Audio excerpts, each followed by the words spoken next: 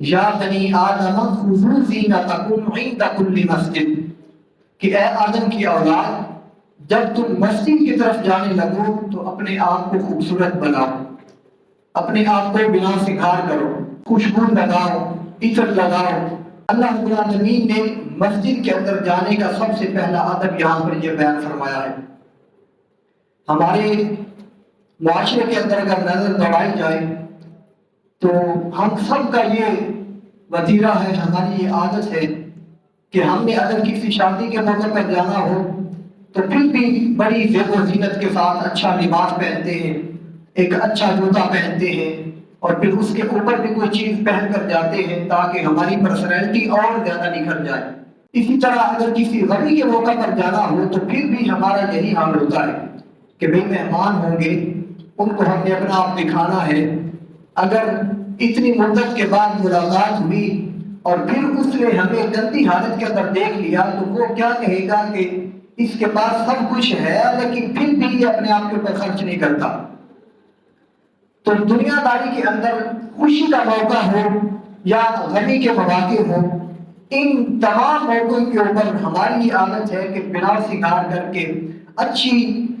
صورت اختیار کرتے ہوئے ہم اپنے مہمانوں کے سامنے حاضر ہوتے ہیں، اپنے میزبانوں کے سامنے حاضر ہوتے ہیں،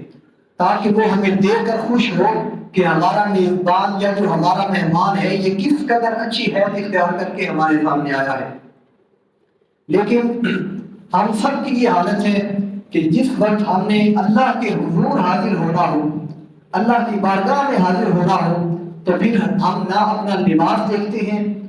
نہ اپنے چال چلن کو دیکھتے ہیں، اور نہ ہی ہمیں طہارت کا پورا خیال ہوتا ہے۔ خذوا زینتکم عند کل مسجد،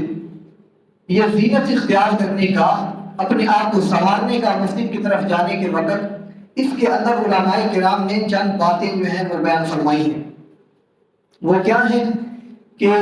سب سے پہلی بات یہ ہے کہ جس وقت بندہ مسجد کی طرف جانے کا ارادہ کرے تو خوب اچھی طرح طہارت حاصل کرے۔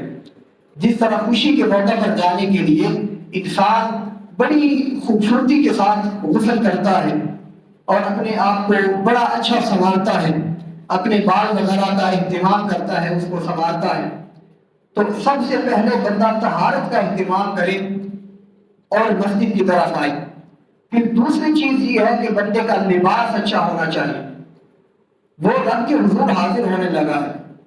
اور یہ کلام عام ذات سے نہیں ہو رہا۔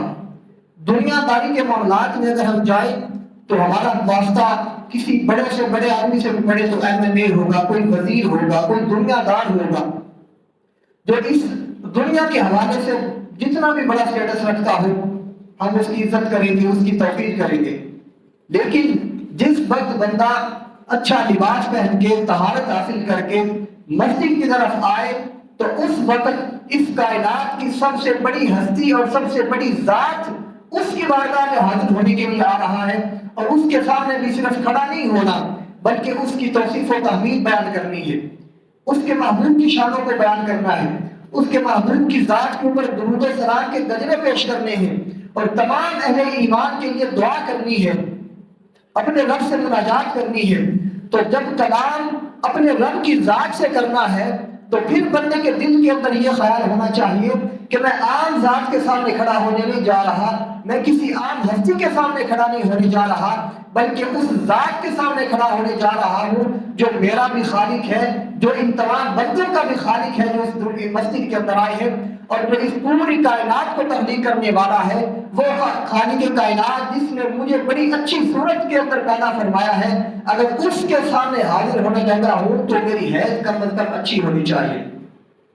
میرا لباس